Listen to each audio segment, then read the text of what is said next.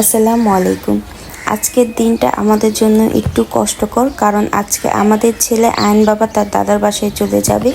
আসলে সে জন্মের আগ থেকে জন্ম হওয়া পর্যন্ত এখানেই ছিল, এখন চলে যাবে হয়তো, তাই একটু আমাদের সবার কষ্ট লাগছে।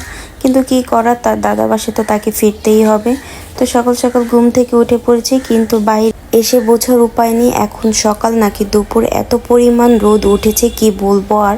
তো বারান্দা থেকে সব কাপড় চোপড় আমি নিয়ে নিচ্ছি ছাদে শুকাবো বলে, যেহেতু অনেক রোদ উঠেছে তাই ছাদেই দিয়ে আসি।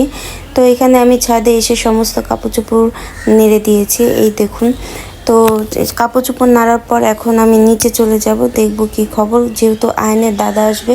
তো সকাল সকালই খাওয়া দাওয়া করে রওনা দিবে। তো এখানে আমার শাশুড়ি মা সকাল সকাল উঠেই এখানে রান্না বসিয়ে দিয়েছে। এই দেখুন, আজকে রান্না করা হবে দেশি মোরগ, এটা কিন্তু ঝোল করা হবে, এখন কষাচ্ছে। তো আমি দেখে নিলাম আবার নিচে লেগে যাচ্ছে কি না। তো এখানে এসে একটু নাড়াচাড়া দিয়ে আবার আমি এটাকে ঢেকে দেব। যেহেতু তারা সকাল সকালেই বেরিয়ে পড়বে, তাই আর কি সকালেই রান্না চড়িয়ে দেওয়া হয়েছিল, হালকা পাতলা যা খেয়ে আর কি বেরোনো যায়। তো এই তো আমি এটাকে ঢাকা দিয়ে আর এখানে সরকারি গ্যাসে আপনার ভাত বসিয়ে দিয়েছি। তো এর মধ্যে ইব্রাহিমের দাদা এসেছে আয়নকে দেখার জন্য।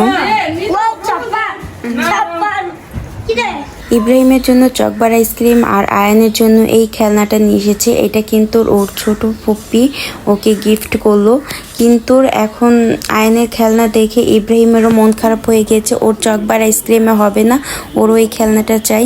তো ছোট ফুপ্পি ওকে বোঝাচ্ছে যে তোমাকেও আমি পরবর্তীতে দেব। তো এখানে দেখুন ওরা নানা নাতি কিভাবে কথা বলছে।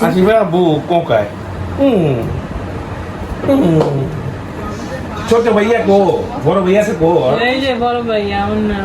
মা এরই মধ্যে আয়নের দাদা চলে এসেছে, তো হালকা পাতলা তাকে খাবার দাবার খাইয়ে দেব। তো এই তো তার জন্য খাবার দাবার পরিবেশন করেছি। আর এখানে আমার ছোট্ট বাচ্চাটা ঘুমাচ্ছে, ও হয়তো জানিই না একটু পর সেও চলে যাবে আমাদের রেখে। এই তো সে রেডি হয়ে পড়েছে, কিন্তু আমি এখানে বসে আছে দেখে আমার দিকে কিভাবে তাকিয়ে রয়েছে।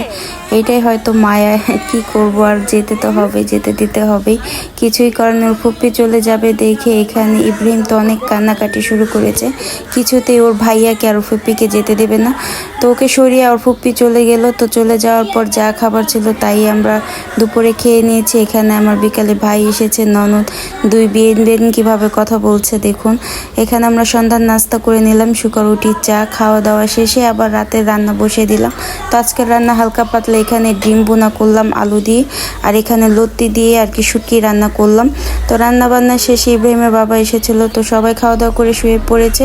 তো রাতে আমরা দুজন শুধু খাওয়া বাকি ছিলাম, তো আমরাও খাওয়া দাওয়া করে নিচ্ছি। এখানে যা রান্না করেছিলাম তাই দিয়ে নিয়ে নিয়েছি। তো খাওয়া দাওয়া শেষে এখন ঠান্ডা ঠান্ডা জুস খাচ্ছি, যেহেতু প্রচণ্ড গরম। তো আজকের ভিডিওটা কেমন লাগলো অবশ্যই কমেন্ট করে জানাবেন। আল্লাহ হাফিজ।